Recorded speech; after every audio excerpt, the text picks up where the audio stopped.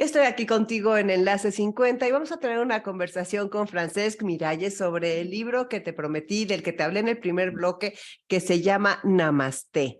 Espero que ya esté en México, en muchos lados este libro, pero mientras tanto vamos a empezar a introducirlo.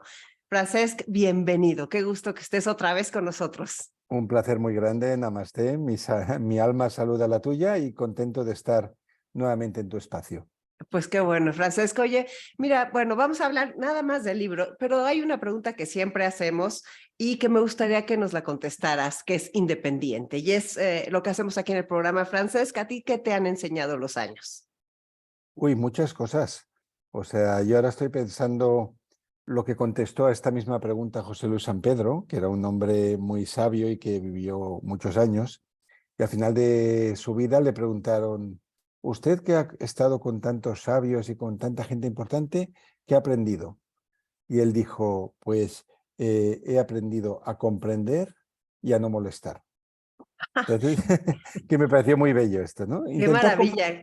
Intentar comprender los demás, que son diferentes a nosotros, intentar no juzgarlos, intentar no dar consejo a quien no te lo ha pedido. Y yo creo que con la madurez vamos tomando como más distancia, nos tomamos las cosas menos a pecho y somos más, si nos hemos cultivado mínimamente, somos más compasivos con los demás y con nosotros mismos, menos exigentes también.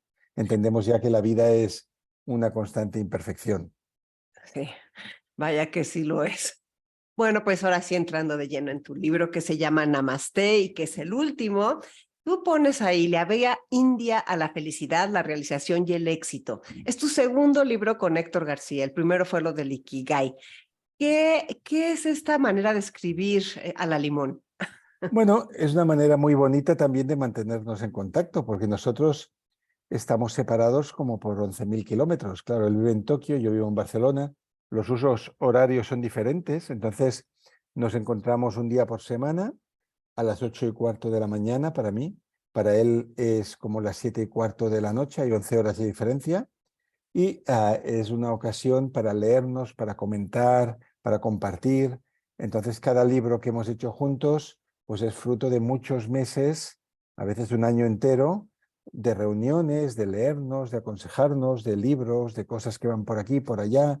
Entonces, es como si estuviéramos trabajando mano a mano, pero con esa distancia entre dos puntas del mundo. Y luego hay una vez al año que nos vemos y que paseamos por parques y por barrios donde no hay nada que visitar, pero nos gusta pasear y charlar. Entonces es fruto, yo diría, de dos mentalidades muy complementarias. La suya es muy científica y él analiza datos, analiza estadísticas, busca papers científicos, y la mía es más novelesca y narrativa, entonces encajan bien las dos. Pues qué bueno, mira que han encajado bien, que el primer libro está traducido a 65 idiomas y no sé cuántos millones se han vendido, y pues yo le auguro el mismo éxito por todo lo que me dejó a mí, que te agradezco, de veras a los dos, les agradezco que hayan escrito esto. Dijiste que querían escribir un libro breve, fresco e iluminador. Yo creo que lo es. ¿Por qué con esas tres características? Sí, porque libros sobre la India hay muchos, pero son libros a veces sobre temas muy concretos, sobre el budismo, sobre el hinduismo, sobre el Advaita, sobre el karma, que lo hacen ya desde un punto de vista casi de filología espiritual, en el sentido que analizan las palabras, los conceptos, el sánscrito, notas al pie, sabios, gurús. Y esos libros no están al alcance de todo el mundo, se requiere una formación previa. Y nuestro reto cuando escribíamos Namaste fue que el libro pudiera acceder a él la taxista y el peluquero, cualquier persona, bueno, una taxista puede ser doctora en historia del arte también, pero cualquier persona pudiera acercarse a los tesoros de la India, y no solo a los antiguos, no solo a la sabiduría ancestral del yoga, del pranayama, del budismo, sino también a la sabiduría actual de los nuevos líderes tecnológicos que tienen un capítulo en este libro. Sí, ese capítulo me pareció interesantísimo también. Otra vez estás con las preguntas, Francesca. Creo que tú vives así alrededor de las preguntas y entonces buscas dar respuestas a las preguntas del mundo actual. Esas preguntas, me gustaría que las platicáramos un poquito de ellas, ¿no? ¿Cómo dejar atrás el sufrimiento y empezar a vivir una existencia plena? Sí, aquí nos podemos remitir al mismo Buda porque ese fue el trabajo de toda su vida. Recordemos que Siddhartha Gautama era un príncipe de vida acomodada que su padre le había ocultado todos los dolores del mundo y en una mañana que se escapó de palacio con un carro, con un servidor que le ayudó a ir a mirar el mundo, pues vio tres cosas, ¿no? Vio un hombre anciano, vio un enfermo y vio un muerto. Entonces vio que en el mundo existía sufrimiento, que hoy en día, pues si Buda hubiera tenido televisión, pues eso, hubiera visto la guerra de Ucrania y hubiera visto las desgracias, no hubiera sido posible tapárselas. Entonces, la pregunta que él se hacía es la misma que nos hacemos nosotros. ¿Cómo escapar del dolor, del sufrimiento?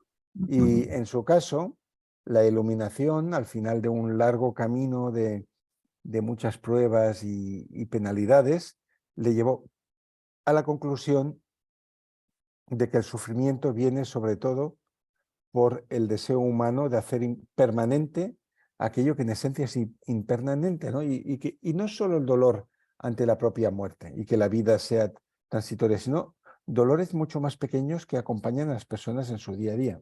Por ejemplo, las amistades cambian con el tiempo. Personas que eran muy importantes en una época, de repente las notamos más lejanas, no contestan al WhatsApp o nos dan largas si queremos quedar. Si lo tomamos desde el punto de vista de la permanencia, sufriremos porque pensaremos, uy, esta persona antes me trataba de una manera, ahora me trata de otra. ¿Qué pasa? Que yo ahora soy menos. Tiene alguien que es más importante que yo. Entonces vamos a entrar en la rueda del sufrimiento.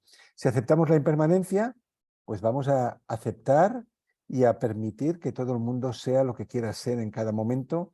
Disfrutaremos de lo que haya sobre la mesa y no estaremos anclados al pasado, porque el dolor vive en el pasado y en el futuro, ¿no? El dolor es aquello que perdimos y aquello que tememos perder.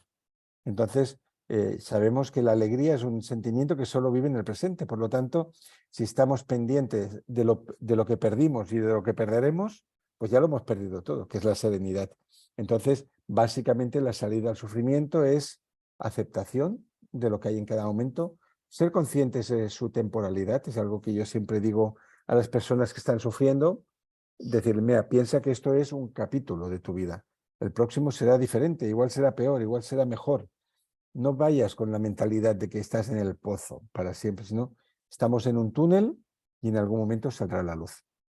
Sí, esa gran pregunta. La siguiente, ¿te acuerdas que nuestro programa es para personas mayores de 50, 60, Mm. 70, todo esto, ¿no? Entonces, esta segunda pregunta, ¿qué vías tenemos para despertar el potencial creativo que vive en nosotros? Y si lo puedes poner para nuestra edad, tú eres mucho más joven, pero Bueno, pensando en la mía. yo a partir de 50 ya entro yo. No, a ver, el potencial creativo está en todas las personas. O sea, la diferencia entre el ser humano y los animales es que los animales solo aprenden cuando son pequeños o jóvenes, luego ya no aprenden nada más. O sea, si observamos un gatito que está descubriendo el mundo, un perrito, pues aprende de sus padres, aprende del mundo, pero llega un momento que llega a un conocimiento. El ser humano siempre está investigando, siempre está creando y recreándose, ¿no? Por lo tanto, para mí creatividad no tiene nada que ver con la edad. Hay el tópico de que el poeta es un chico o chica joven que está debajo de un árbol, pero no, realmente el poeta puede ser una mujer de 100 años y que tiene una calidad en el arte del haiku que no tiene una persona joven. Por lo tanto, yo diría que las vías a la creatividad, a ver, el ingrediente número uno es el tiempo. La creatividad no puede surgir sin tiempo. Entonces, si una persona tiene una agenda totalmente saturada de obligaciones, creatividad no puede haber ninguna, porque irá en piloto automático. Si yo abro la agenda y veo mañana que desde las 8 de la mañana hasta las 8 de la tarde o de la noche tengo trabajo, tengo citas, tengo compromisos, tengo formaciones, tengo esto, tengo lo otro, ¿cuándo va a surgir el vacío en el que se puede crear? De hecho, la creatividad es como un lienzo. El lienzo necesita estar en blanco, si no, no podemos pintar. Y con nuestra vida pasa lo mismo. Si no nos reservamos espacios libres, pues siempre van a pasar las mismas cosas. Eso Claro. sería el primero. Y el segundo, yo diría que es el ensayo y error de la ciencia, probar cosas que sean inusuales en nosotros. Y te pondré un ejemplo práctico. Yo, por ejemplo, mi primera pulsión artística fue la música. Antes de escribir así cosas largas, yo tocaba el piano, componía. Entonces la música fue como mi fuente de inspiración primaria. Y luego la escritura, pues se vio que era algo que me era fácil, que era productivo, rápido, etcétera. Y en cambio, el dibujo, pues fui malo siempre en dibujo en la escuela y en todas partes. Y aunque fui un año a una academia, pues yo era mucho peor que el resto de alumnos. Entonces pensé, ahora con 50 y pico de años, pensé, vamos a clase de dibujos, porque justamente porque no sabes nada, la progresión va a ser brutal. Y fue así, ¿no? Estoy yendo a una escuela centenaria de dibujo al natural, donde mis dibujos salen picasianos, porque tengo el modelo delante y no tengo sentido de proporción, pero tengo la vibración de estar aprendiendo y de estar descubriendo cosas inusuales. Y eso es lo que recomendaría a todas las personas que nos están escuchando, que si hay algo que creen que no se les da bien, que lo hagan y a ver qué sale de ahí, porque eso abre unos grifos que luego conectas con toda la creatividad en los demás aspectos. Está buenísima esa idea. Y yo voy a seguir tu consejo del dibujo porque pienso lo Mm. mismo. Bueno, la tercera pregunta, tienes un capítulo dedicado a eso, es la ley del karma. ¿Cómo hacer que trabaje a favor de nosotros? Me encantó ese capítulo. Creo que Sí, profundizas de una forma sí, impresionante. la ley del karma se puede entender desde dos puntos de vista. El punto de vista religioso estricto, oriental, que sería el karma entre vidas, pero para eso hay que creer en otras vidas, antes de la nuestra y después de la nuestra y en la reencarnación. Y eso no es obligatorio ni en el budismo. Es que Buda no habla de otras vidas ni habla de Dios tampoco, o al menos no principalmente, su mensaje es sobre la mente. Por lo tanto, hay ese karma, que podemos entenderlo de esta manera, pero hay el karma dentro de la propia vida, que es la ley de la causa y efecto, y es asumir la responsabilidad de que todo lo que nos sucede es producto de acciones, decisiones, pensamientos y palabras anteriores, que son una cadena muy larga de causas y efectos que te llevan a donde está. Porque hay personas, no sé, que se encuentran en una edad determinada sintiéndose solas, quizás están peleadas con sus familiares, con quienes eran sus mejores amigos, no tienen relaciones fáciles con el trabajo, igual lo atribuyen a la mala suerte, pero si realmente examinaran el hilo que lleva hasta ahí, pues encontrarían discusiones que eran necesarias, rigideces, intentar influir en personas quitándoles la libertad de ser lo que ellas quisieran. Por lo tanto, la ley del karma aplicada a esta vida sería hacer una revisión. Es como un cuento que incluimos en el libro del hombre del pozo, que siempre cae que baja por una calle y siempre cae en el mismo agujero, ¿no? Cinco Y, veces. y sí, 5 veces. Y al principio piensa qué mala suerte caerme en el agujero, pero cuando ya se ha caído varias veces, dice, bueno, voy a ir por otra calle, ¿no? Pues eso es la ley del karma, ir por otra calle cuando los resultados de nuestros actos no nos favorecen. Claro, fíjate que ese cuento del pozo, de repente cuando uno lo lee, dice, ay, sí, se vuelve a caer en el mismo hoyo. Y en eso me puse a reflexionar sobre acciones reales de mi vida en que he caído 5 veces en el mismo hoyo, o 20, o sea, no En el, 5. en el amor se puede caer 30 veces en el pozo, hasta que uno aprende la lección, porque la vida nos va a traer la misma lección una y otra vez hasta que digamos, ah, sí, era por ahí. Entonces cambiamos de pantalla. Ah, es tremendo eso, Francesca. Bueno, ¿cuáles son las mejores técnicas para liberarnos del estrés, la ansiedad y el miedo? Ahí entras en la parte del pranayama y es Bueno, toda esa parte. hay muchas, a ver, los hinduistas y toda la filosofía, las filosofías de la India, porque son muchas religiones, pues por ejemplo trabajan con la meditación, que es un trabajo de conocimiento de la mente y de aquietamiento de la mente, en el sentido que cuando tú te pones a meditar, no se trata de conseguir tener la mente en blanco, sino que tus pensamientos no te importen, porque pensamientos siempre hay. Y el problema es cuando los estamos rechazando, juzgando, reteniendo, esto me gusta, esto no me gusta, esto me duele, esto no me duele. Entonces, la meditación, de hecho, es como estar sentado frente a un carrusel de ideas y pensamientos, que pueden haber pensamientos muy bellos, como las flores que estoy viendo en primavera, y pensamientos desagradables como mataría a mi padre. Y no juzgar ninguno de ellos como mejor ni peor. Es decir, pensamiento, pensamiento, pensamiento, y los ves como algo externo, que no forma parte de ti. Eso ya sirve para aquietar la mente. Y la otra es la técnica ancestral del pranayama, en la que ya desde hace 4 o 5 mil años, pues los gurús de la India han insistido en la importancia de la respiración para regular el estado de ánimo. Entonces, por ejemplo, sabemos que la hiperventilación, o sea, las personas que respiran entrecortadamente, pues lleva a la ansiedad y al ataque de pánico, porque estás dando una señal al cerebro de que esto es una alerta, de que estamos en peligro y que la sangre tiene que movilizarse en todas partes para la huida o el ataque. Entonces, cuando hacemos lo contrario de eso, que sería una respiración lenta y profunda que implica vientre, pulmones, levantar las clavículas, y encima, si aplicamos lo que los indios hacen con las duraciones, que se sabe que según la duración de la inhalación y la expiración cambia totalmente el efecto sobre nosotros. Por ejemplo, una inspiración corta y poderosa con una exhalación muy larga como un bostezo, pues se sabe que eso imbuye la relajación en el cuerpo. Y luego hay otros tipos de respiraciones que sirven para lo contrario, para activar. Por lo tanto, yo diría que la meditación y la respiración serían las dos grandes bazas que nos da la filosofía india para poder lograr la serenidad. Y la otra sería el desapego, el comprender que estamos apegados a ciertas cosas que nos están haciendo daño y empezar a trabajar para desvincularnos de eso. Sí, y luego, bueno, está todo eso, quiero comentarles a las personas que nos escuchan, que está perfectamente explicado todos los ejercicios de respiración, el que es pranayama, el yoga, la meditación, y también nos hablas de la ayurveda. ¿Es ayurveda o ayurveda? Siempre me hago bolas. Ayurveda, Ayurveda. Ayurveda, y nos hablas de la dieta y de todas estas cosas que nos pueden ayudar, pero también nos dices que nos pones en la India moderna, que son el 25% de la población del mundo, básicamente, ¿no? Sí, básicamente sí, sí.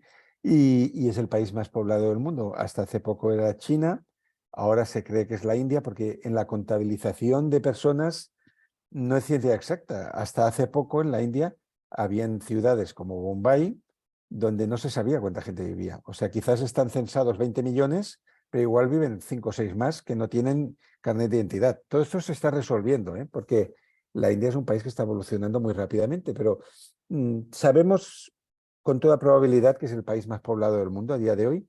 Y no solo eso, sino que es el país más preparado para liderar tecnológicamente el mundo a 5 años vista. Porque solo hay que pensar que los mejores matemáticos, los mejores informáticos, los mejores programadores están ahí.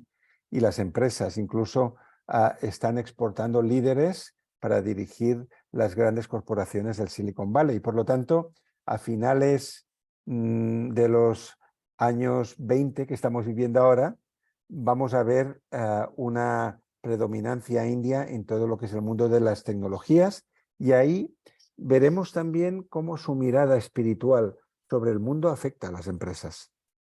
Sí, eso es interesantísimo, todo ese capítulo que hablas de los líderes, porque nos pones los maestros de antes, o sea, como Parsua, que yo no los conocía, Mahavira, Estos son poco conocidos, claro. Los que son previos a Buda no son, son conocidos en la India, pero no aquí.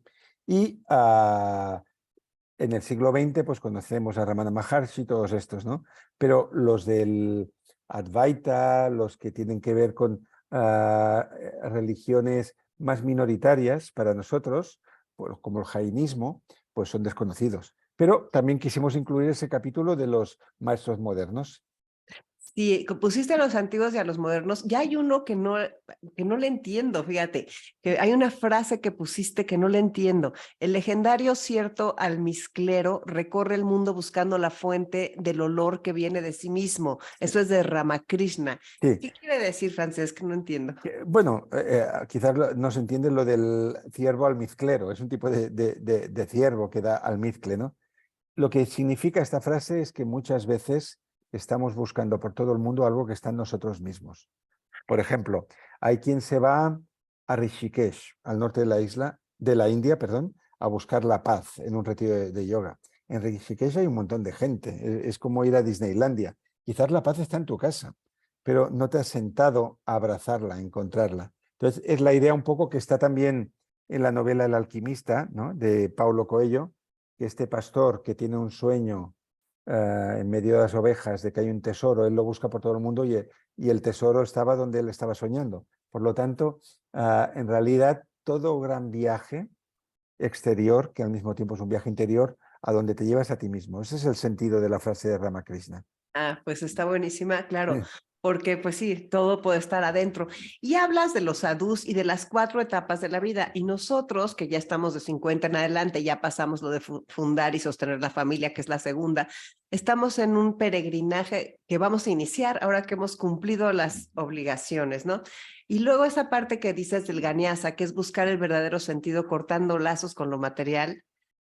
Y entonces los sadhus. ¿Podrías platicarnos un poco de esa idea? Claro, los sadhus es una tradición india de los hombres de familias media alta o alta, cuando ya han reunido suficiente dinero para pagar su casa, los estudios de sus hijos y lo que la familia va a necesitar hasta el fin de sus días, pues había la tradición de salir de peregrinaje con un cazo en el que te dan pan, te dan un poco de comida, te dan agua, lo que sea, y peregrinar por los templos de la India dirección al norte, donde está el Ganges, hasta morir.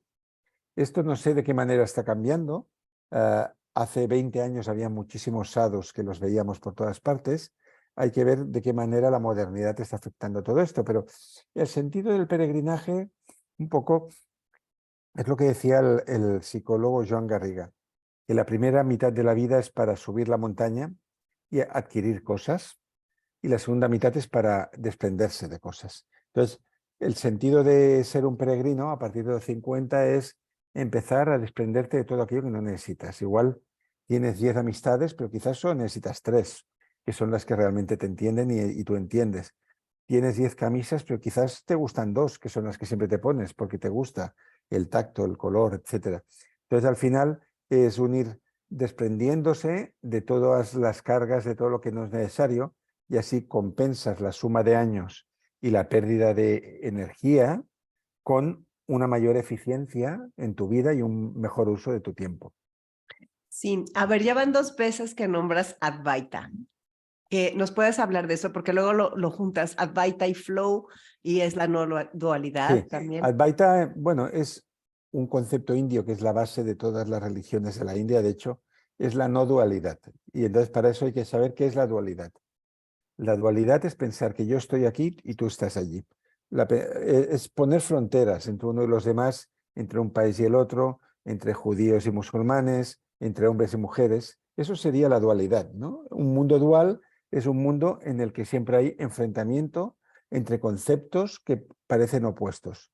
Y eso genera un gran sufrimiento, porque esto sucede desde el ego, en el sentido que yo me siento diferente a ti, me siento superior, me siento especial, siento que merezco más, por lo tanto, cuando tú no me tratas como yo quiero que tú me trates, pues ahí ya tenemos el sufrimiento mental, el conflicto y todo. Eso es la dualidad. La no dualidad, que es el Advaita, es comprender que todos somos una misma cosa y que en realidad todas las personas son imperfectas, todas tienen los mismos deseos, las mismas prioridades, las mismas aspiraciones en lo esencial, y cuando contemplamos ya la humanidad y el planeta y el universo desde ese sentido de la unicidad, pues se acaba el sufrimiento y se acaban las fronteras. Pues eso es el Advaita en esencia. Sí, y me gustó mucho que después hablas de los 6 enemigos y los 7 pecados capitales. Sí, Qué interesante eso, ¿verdad? Que sí, eso tenemos, fue Héctor que estableció, a Héctor le gusta mucho establecer comparaciones entre cosas occidentales y orientales. Ya lo hizo en Ikigai, donde estableció algunas conexiones, y en este capítulo, que ahora mismo no lo tengo delante, pues él vio que había una correspondencia bastante fiel entre los pecados capitales y signos para las religiones indias de retraso espiritual. Y eran bastante lineales, podías intercambiar unas por otras. las podemos hacer, sí, se pueden intercambiar, pero hay 2 que no vienen en los pecados capitales, que son la delusión, y yo esa palabra ni la había oído. Yo tampoco hasta que me la mostró Héctor, ¿no?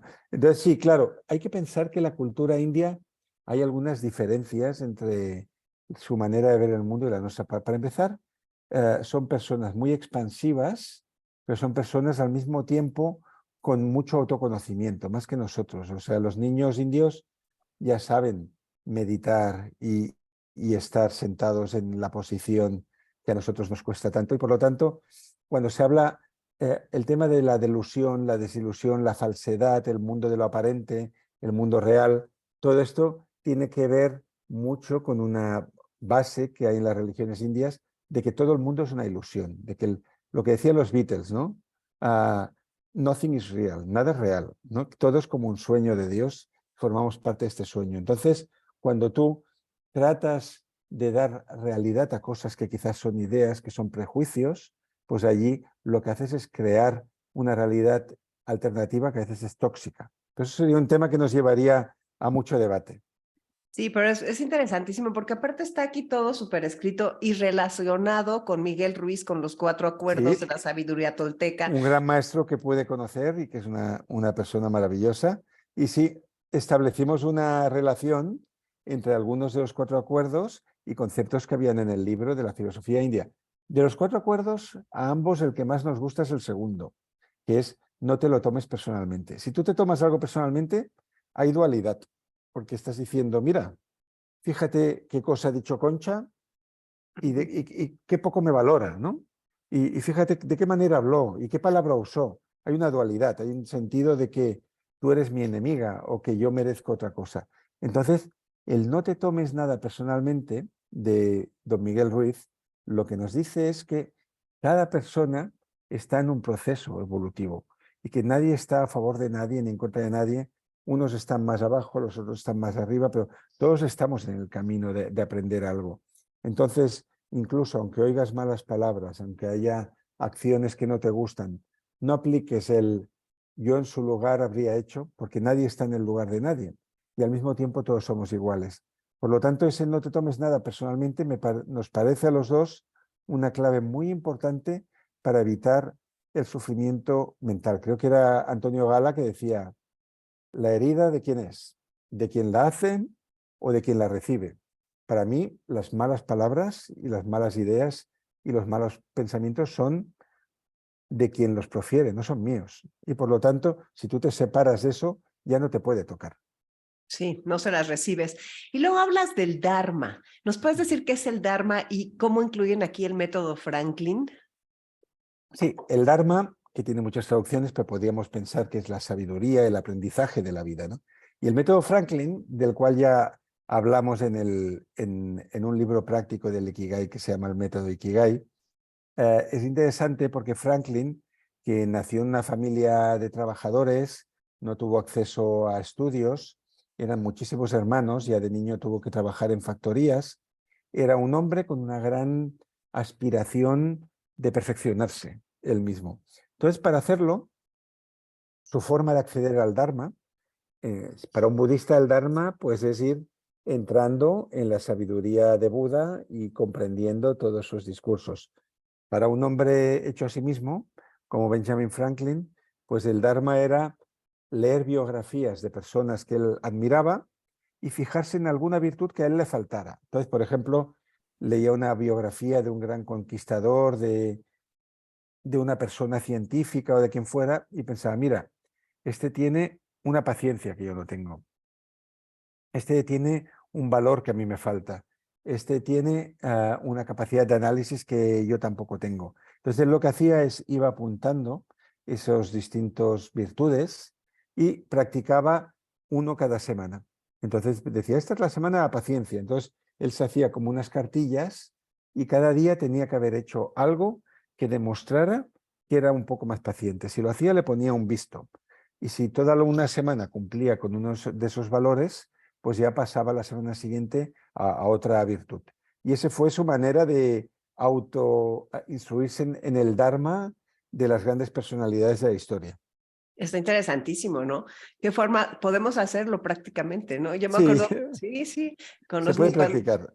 se puede practicar. Luego tienes el decálogo kármico, que para las personas que el karma no es un castigo, sino la oportunidad de aprender, y nos das 10 puntos Sí, que para poderlo hacer, lo que siembras recogerás, practica la generosidad, lo que te niegas a aceptar va a seguir sucediendo, y así que lo lean ya en el libro, pero también vuelves a la parte que es la clave de la longevidad, los vínculos y la calidad de nuestras relaciones. Sí, eso además ahora ha quedado demostrado científicamente porque se ha publicado un libro que en inglés se llama The Good Life, en inglés es Una buena vida, que reúne las conclusiones de 83 años de estudios de la Universidad de Harvard sobre la felicidad humana, en el estudio más extenso y ambicioso nunca hecho por una universidad sobre este tema.